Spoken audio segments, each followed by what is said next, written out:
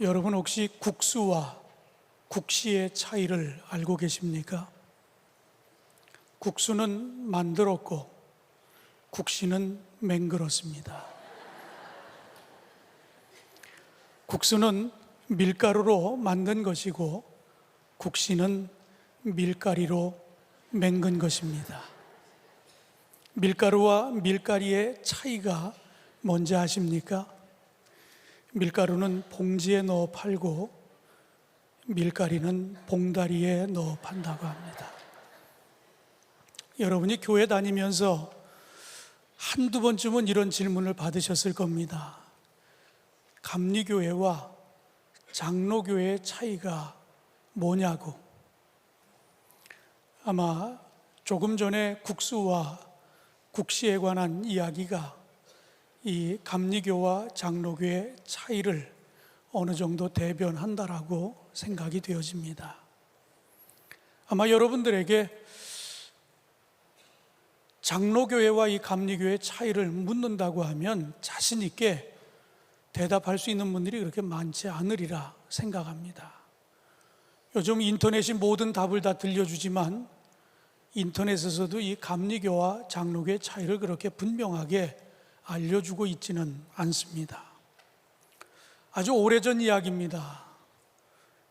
주한 장로교회를 가시겠다고 택시를 타신 분이 있었습니다. 그런데 그 택시 기사분이 주한 감리교회에다 내려주셨습니다.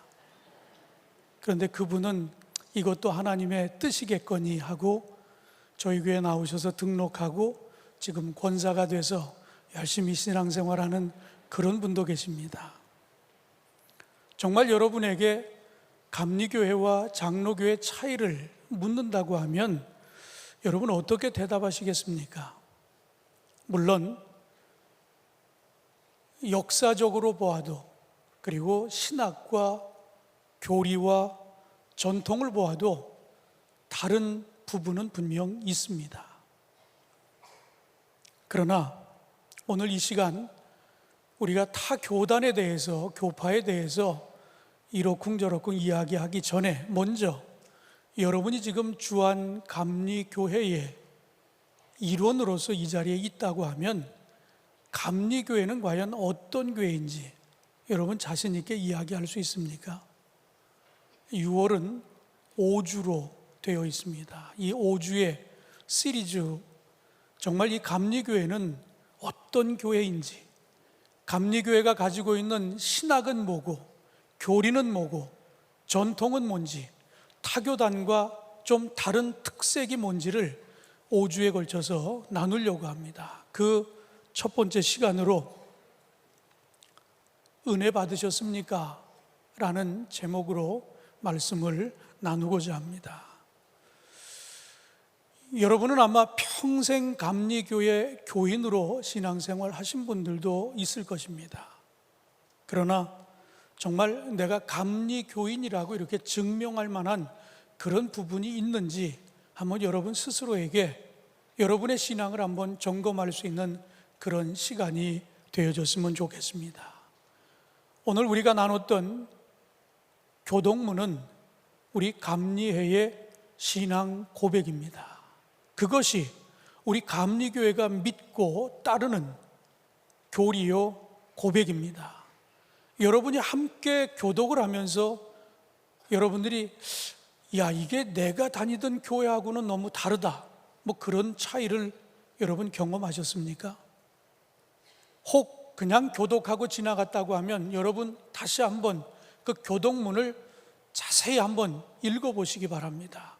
우리의 신앙의 고백에 맞지 않는 부분이 있는지, 아니면 내가 그동안 교회라고 알고 다녔던 그 성경의 가르침과 차이가 없다라고 하는 사실을 발견할 수 있는지 한번 우리 감리의 신앙 고백을 여러분 다시 한번 차근차근 정독하며 짚어보시기를 바랍니다. 왜 그런가 하면 지피지기면 백전불태, 다시 말하면 나를 알면 우리가 어떤 위기도 이겨낼 수 있다라고 하는 이런 사실을 여러분 염두에 두면서 감리교회는 과연 어떤 교회인지를 여러분 바르게 알고 바르게 믿게 되기를 주님의 이름으로 축원합니다. 지난 주일 5월 마지막 주일은 웨슬레 기념 주일로 지킵니다. 웨슬레가 회심한 것을 기념해서 지키는 주일이에요. 왜 이 날을 우리가 이렇게 지키는가 하면 1738년 5월 24일 이 존 웨슬리, 우리 감리교회 창시자인 그 웨슬리 목사님의 일기에 보면 내가 5월 24일에 회심했다라고 일기에다가 분명히 기록해 놓았습니다. 그래서 우리는 5월 24일을 끼고 있는 주로 5월 마지막 주일을 웨슬레 기념 주일로 그렇게 지키고 있습니다.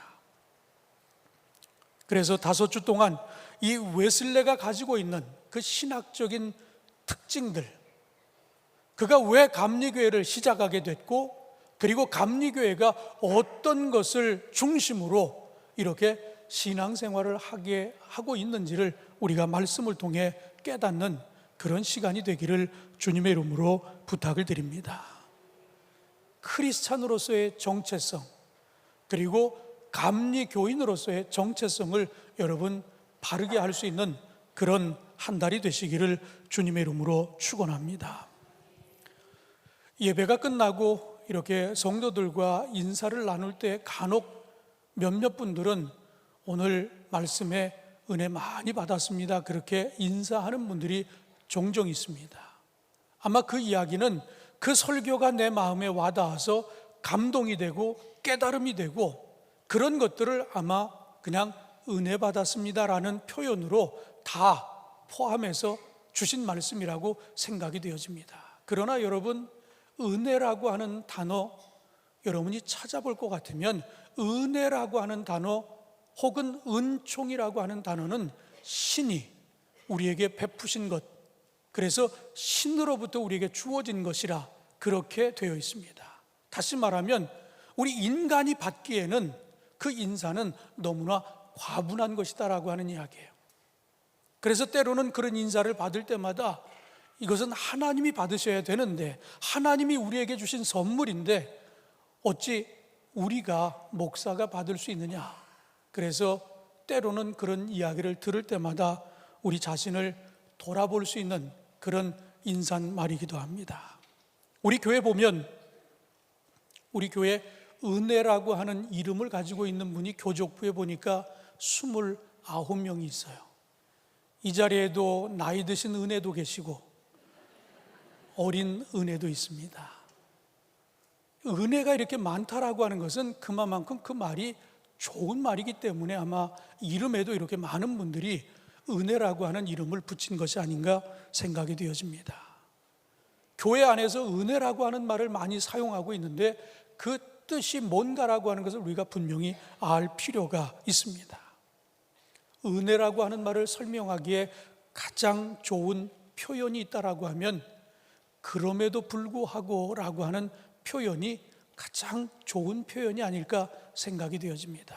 무슨 말인가 하면 하나님께서는 우리가 그 은혜를 받을 만한 자격이 없지만 그럼에도 불구하고 좋은 것으로 우리에게 베풀어 주시기 때문이 아니냐 하는 이야기입니다. 우리는 부족한데 그럼에도 불구하고 하나님은 우리에게 가장 좋은 것으로 주시려고, 바로 그것이 은혜라 하는 이야기입니다. 에베소서 2장 8절에 보면 너희는 그 은혜에 의하여 믿음으로 말미암아 구원을 받았으니 이것은 너희에게서 난 것이 아니요 하나님의 선물이라, 그렇게 얘기했습니다. 하나님이 우리에게 주신 것 가운데 가장 최상의 것이 있다라고 하면 구원이라고 하는 선물을 주셨습니다. 믿음으로 말미암아 구원을 받게 하셨습니다. 그것이 가장 큰 선물입니다. 그렇다고 하면 우리가 은혜 받았습니다라고 하는 그 표현을 할 때마다 그 은혜를 받았다라고 하는 것은 어찌 보면 하나님이 내게 과분한 것을 주신 것이다라고 하는 그런 고백이 아니겠습니까?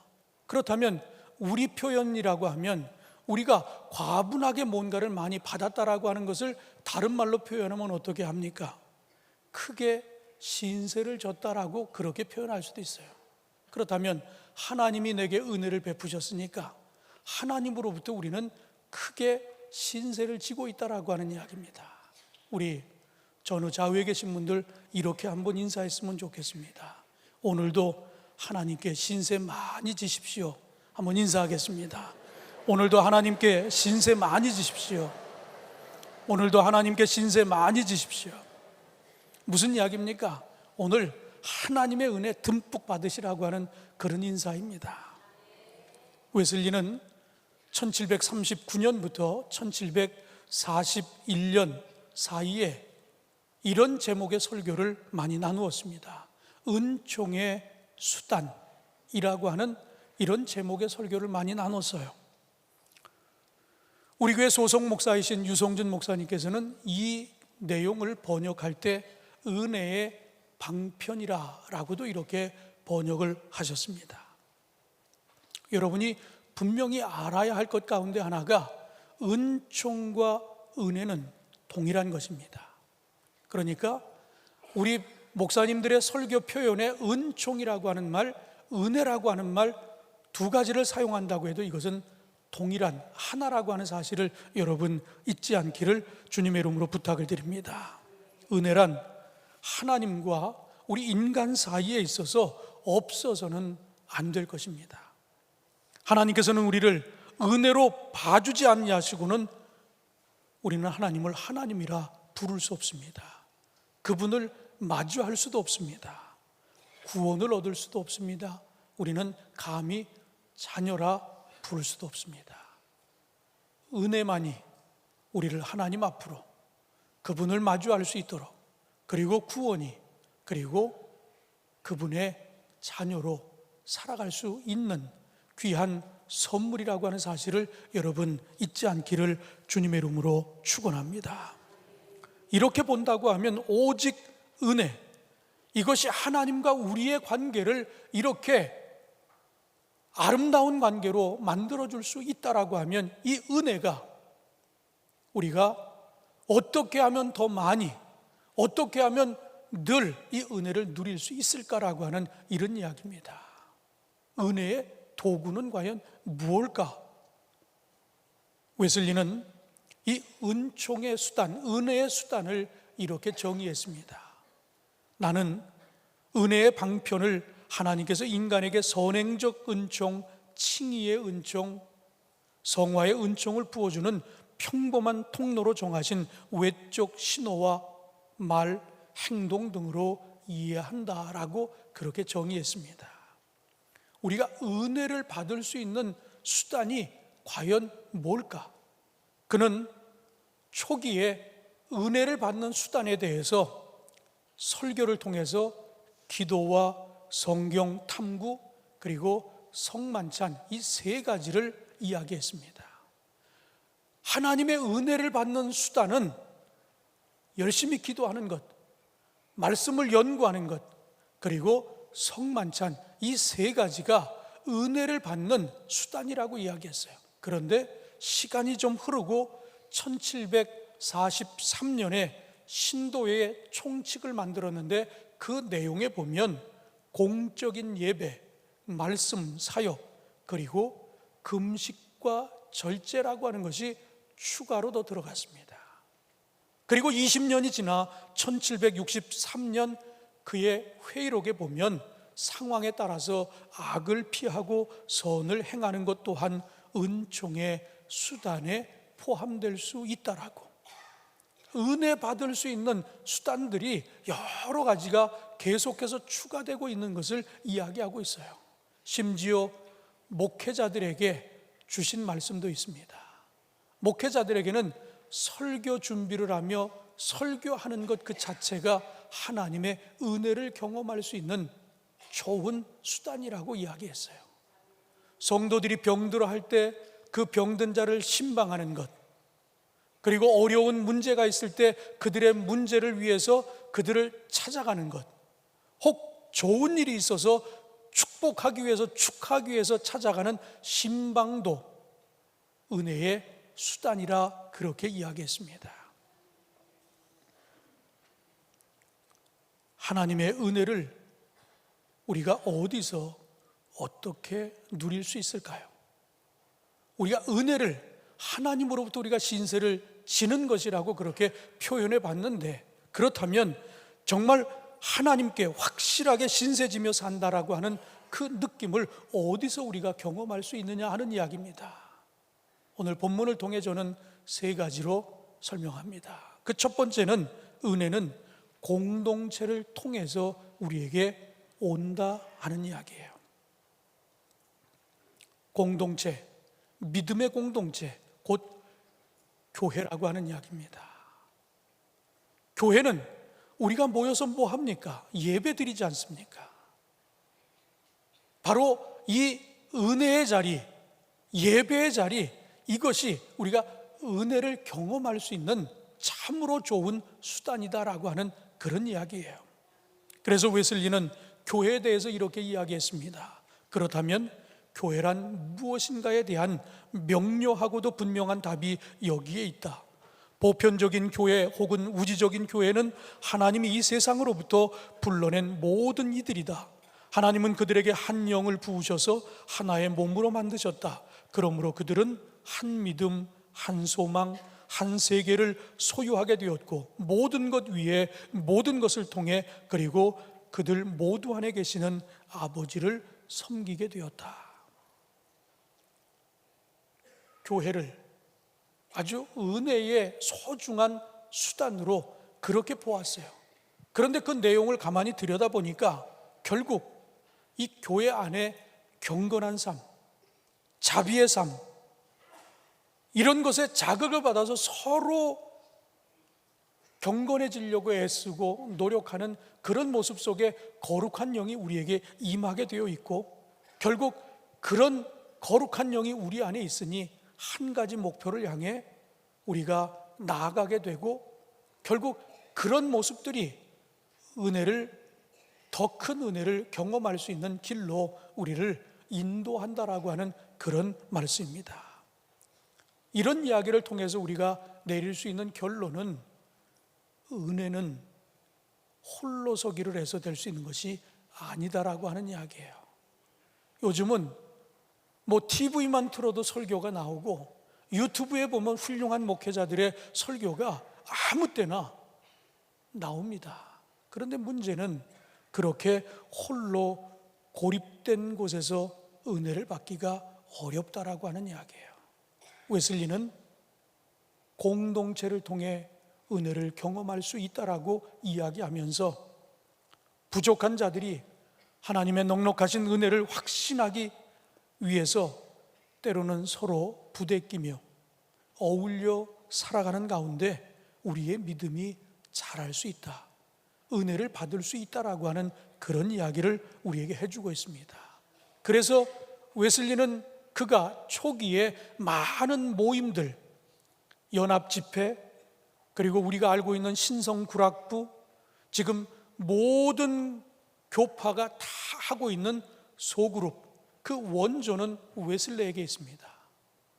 우리가 흔히 무슨 목장이니 뭐 이런 이야기하는 그런 모든 것들이 순이나 뭐 이런 모임이 결국은 그 뿌리는 웨슬레가 이야기하고 있는 클래스 미팅이라고 하는 속회로부터 출발이 된 겁니다. 웨슬리가 왜 이 모임들을 이렇게 많이 만들어서 이것을 강조했는가? 믿음 있는 사람들끼리 모이다 보면 그 안에서 내 잘못, 내 부족함을 깨닫고, 그리고 나보다 앞선 이들의 신앙을 통해 나를 돌아보면서 나도 그런 믿음 갖기를 원하면서, 그래서 서로 권면하고 경책하고 위로하고 격려하고 기도해 주면서 서로 상생하는 그런 믿음의 상승의 효과를 가져올 수 있기 때문에 모임에 나아가는 것이 중요한데, 세상의 모임이 아니라 믿음을 가지고 있는 공동체 모임에 들어가 있는 것이 그래서 은혜를 받을 수 있는 길이라 우리에게 그렇게 말씀하고 있는 것입니다. 웨슬리는 이런 모임들을 통해 우리에게 이야기합니다. 만일 구원을 이루어 갈 때 서로를 격려하고 돕기 위해 함께 연합하며 구원을 위해 서로를 사랑으로 권면한다면 당신은 바로 내가 메토디스트, 감리교인이라 의미하는 바로 그 사람들이다. 그러니까 모이기를 힘쓰는 자들, 그래서 믿음의 경쟁을 통해 서로 믿음이 성장해가는 이런 모습을 우리가 보인다고 하면, 그렇다면 감리교인이라고 말하기에 부족함이 없다 하는 이야기입니다. 모이기를 즐겨하는 사람, 그들은 감리교인의 요건을 갖추고 있는 사람이다라고는 이런 표현입니다. 사랑하는 성도 여러분, 6월 한 달 동안 이런 이야기들을 우리가 나누게 될 터인데, 여러분, 예배의 자리를 소중하게 여기기를 주님의 이름으로 축원합니다. 금년도 표어가 뭡니까? 금년도 표어는 예배가 시작입니다. 여러분, 신앙의 출발은 예배로부터 여러분 모이는 자리에 힘써 나오셔서 하나님의 은혜를 경험하시기를 주님의 이름으로 축원합니다. 요한일서 4장 12절 말씀에 보면, 어느 때나 하나님을 본 사람이 없을 때 만일 우리가 서로 사랑하면 하나님이 우리 안에 거하시고 그의 사랑이 우리 안에 온전히 이루어지니라. 하나님을 본 사람은 없어요. 그런데 중요한 것은 우리가 서로 사랑하면 하나님이 우리 안에 거하신다고 했어요. 그러면 우리가 온전해진다라고 하는 그 말씀이 바로 이 믿음의 공동체를 통해 서로 하나가 될 때 이 안에서 하나님의 은혜를 경험하게 되어지고 우리가 온전한 믿음으로 서갈 수 있다라고 하는 이야기입니다. 바라기는 여러분이 정말 참 그리스도인이라고 하면 예배의 자리를 귀히 여기시고 예배의 자리를 통해 하나님의 은혜를 더 크게 경험할 수 있게 되기를 주님의 이름으로 축원합니다. 두 번째로, 은혜를 경험할 수 있는 또 하나의 수단은 경건한 삶을 통해 이 은혜를 경험할 수 있다고 하는 이야기입니다. 웨슬리는 하나님의 은혜를 누리는 방법으로서 경건한 삶의 방식을 보다 구체적으로 우리에게 제시합니다. 첫째는 성경 탐구, 둘째는 기도, 셋째는 성만찬, 그리고 마지막은 금식과 절제라 이야기했어요. 우리가 예배를 드릴 때마다 가장 많이 듣는 말씀이 열심히 기도하라고 하는 이야기예요. 그리고 하나님의 말씀을 묵상하고 연구하라고 하는 그런 이야기는 우리가 수도 없이 들어왔어요. 그래서 저는 그 이야기보다는 세 번째 기록되어 있는 성만찬에 관한 이야기를 여러분과 나누려고 합니다.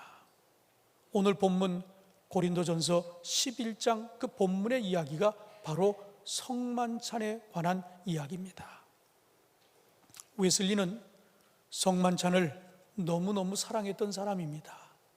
그래서 성만찬을 매일의 양식처럼 자주 먹고 마셔야 한다라고 하는 이런 주장을 펼친 분입니다. 여기서 자주라고 하는 말은 일정하게 지속적으로 이루어져야 한다라고 하는 이런 의미입니다. 웨슬리는 이렇게 지속적으로 성만찬에 참여하는 이것이 바로 우리가 감리교인이라고 하는 것을 다시 한번 드러낼 수 있는 그런 모습이라고 이야기하고 있어요. 여러분, 우리 교회는 성만찬이 얼마나 있습니까? 저희 교회는 성만찬이 한 달에 한 번 있습니다. 그런데 그날이 바로 오늘입니다. 저희 교회 카렌다에 보면 목회 내용들이 거기 다 들어있어요. 그런데 매월 첫째 주 저녁 예배는 성만찬이 되어 있습니다. 그러니까 오늘 6월 첫째 주기 때문에 오늘 저녁 성만찬이 있어요. 그러니까 1년에 12번 성만찬을 합니다. 그런데 저녁 예배에만 있어요. 그러니까 저녁 예배를 안 나온 분은 은혜 받을 수 있는 길을 여러분 스스로가 저버리는 행위입니다. 그래서 여러분에게 권합니다. 오늘 저녁은 더 큰 은혜를 경험할 수 있는 성만찬이 있는 주일입니다. 어떤 교회는 세례를 받지 않으면 성만찬을 못 받게 합니다. 그러나 저희 교회는 누구나 성만찬을 받을 수 있습니다. 어린아이들도 받을 수 있어요. 가족과 함께 은혜 받는 자리에 좋은 신앙의 전통을 세워가며 함께 할 수 있게 되기를 주님의 이름으로 축원합니다. 성만찬은 하나님의 은혜를 받는 수단이라고 웨슬리는 분명히 우리에게 이야기해 주고 있습니다. 그리고 또한 성만찬은 공동체 안에서 믿음의 교제를 강화시키는 공동체적인 은총의 수단이라고 이야기했습니다. 무슨 말인가 하면 한 분이신 그리스도 예수의 피와 살을 나눔으로써 같은 믿음, 같은 삶의 내용과 방향을 공유할 수 있다라고 하는 점에서 바로 이 성만찬은 믿음의 교제를 강화시키는 공동체적인 은총의 수단이라고 이야기했습니다. 오늘 본문은 고린도전서 11장인데 왜 이 성만찬에 관한 이야기가 복음서보다 이 고린도전서에 더 구체적으로 언급이 됐을까? 이상하지 않습니까? 최후의 만찬 그러면 우리가 복음서에서 더 아주 디테일하게 설명이 돼야 되는데 더 구체적인 설명이 고린도전서에 나와 있습니다. 교회 안에서 성만찬이 행해지는데 문제가 생겼어요. 무슨 문제인가 하면 부자들 그리고 가난한 사람들의 갈등의 요소가 되었기 때문입니다. 부자들은 일하지 않아도 됐어요. 그냥 저녁이 되면 아주 만찬을 잘 차려놓고 먹고 난 이후에 이 성만찬을 합니다. 그런데 가난한 사람들은 어떻습니까? 해가 저물어 가도 일을 놓지 못합니다. 그리고 먹을 것이 그렇게 풍족하지 않습니다. 그러니까 어떤 사람은 상을 그냥 상다리가 부러져라 차려놓고 먹고 기다리고, 어떤 사람은 먹고 싶어도 먹을 것이 없고, 그리고 가보면 기다리지 않고 배부른 사람들이 먼저 성만찬을 다 치르고 나니까 이게 교회 안에서 빈부격차 때문에 갈등이 생기고, 그래서 이런 문제를 좀 개선해야 되겠다. 그래서 사도 바울이 그 문제를 고린도전서 11장에서 지적하고 있는 것입니다. 그는 11장 33절과 34절에 이렇게 이야기했습니다. 그런즉 내 형제들아, 먹으러 모일 때에 서로 기다리라. 만일 누구든지 시장하거든 집에서 먹을지니 이는 너희의 모임이 판단받는 모임이 되지 않게 하려 함이라. 그 밖의 일들은 내가 언제든지 갈 때에 바로 잡으리라. 누구는 배부리 먹고 기다리고, 누구는 먹지도 못하고 허겁지겁 달려가야 되는 이런 상황. 그래서 여기서 벌어지는 갈등, 그래서 성만찬은 공동체의 교제를 위해서 필요한 것인데, 성만찬이 갈등을 빚는, 누구를 판단하는 이런 문제가 야기되면 안 되겠다라고 하는 이런 차원에서 오늘 이 본문을 사도 바울이 이야기하고 있는 것입니다. 뿐만 아니라 성만찬은 죄를 용서하시는 하나님의 은혜를 나타내 줍니다. 존 웨슬리와 그의 동생인 찰스 웨슬리는 이렇게 이야기했습니다.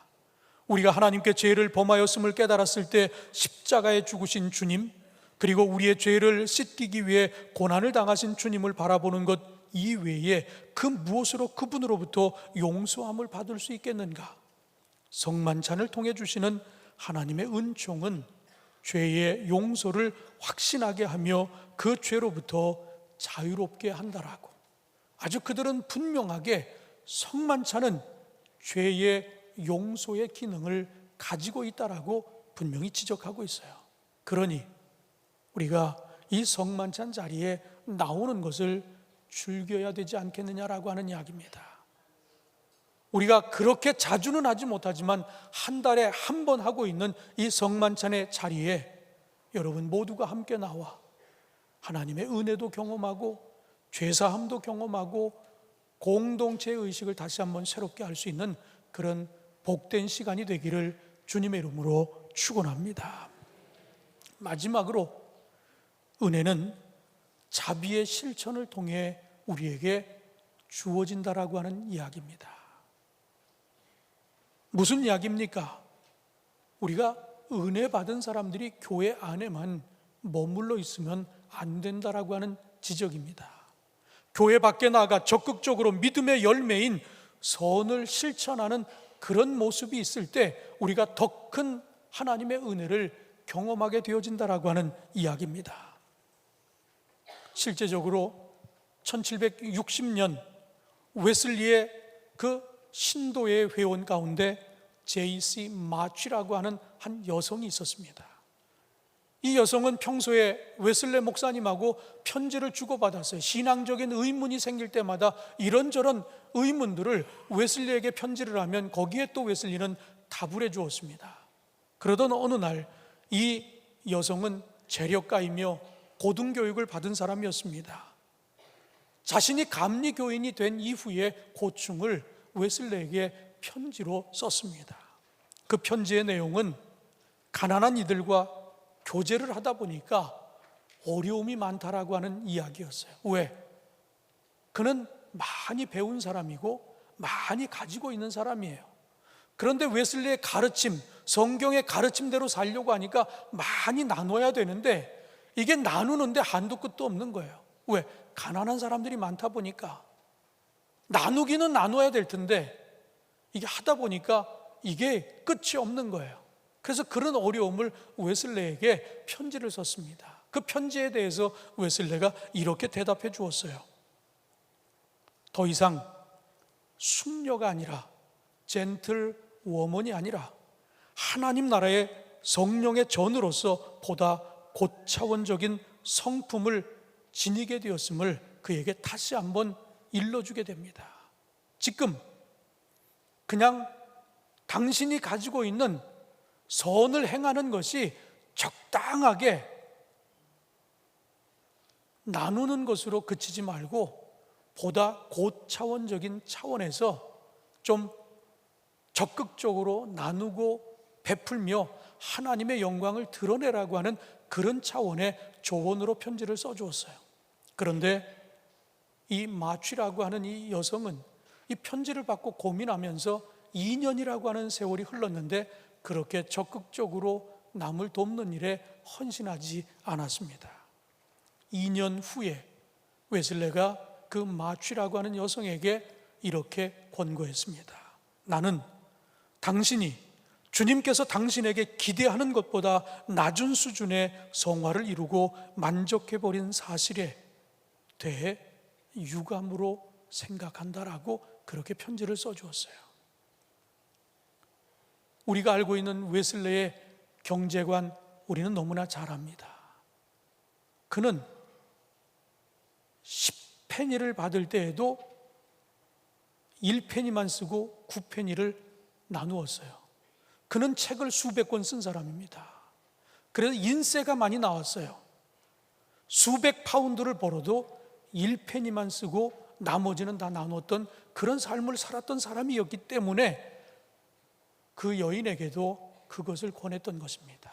하나님이 원하는 것은 적당하게 나눈 걸 가지고 자랑거리로 삼지 말고 적극적으로 하나님의 영광을 위해서 나누며 베풀며 살라고 그렇게 권했던 것입니다. 사랑하는 성도 여러분, 여러분은 지금 얼마나 이웃과 나누며 베풀며 살아가고 있습니까? 분에 넘치는 것을 받은 것 우리는 은혜라고 이야기했습니다. 그렇다면 그 받은 것을 얼마나 많이 흘려보내고 있느냐 하는 이런 이야기입니다. 사랑하는 성도 여러분, 여러분이 지금 살아가는 삶의 습관들을 한번 점검해 보시기 바랍니다. 정말 내가 감리교인이라고 하면, 내가 참 크리스찬이라고 하면 성경의 가르침대로, 예수님의 가르침대로, 웨슬리의 권면대로 우리가 그렇게 살아가고 있느냐 하는 이야기입니다. 우리가 그렇지 못하다라고 하면 자신 있게 우리 주님의 자녀라고, 크리스찬이라고, 감리교인이라고 말할 수 없을 것입니다.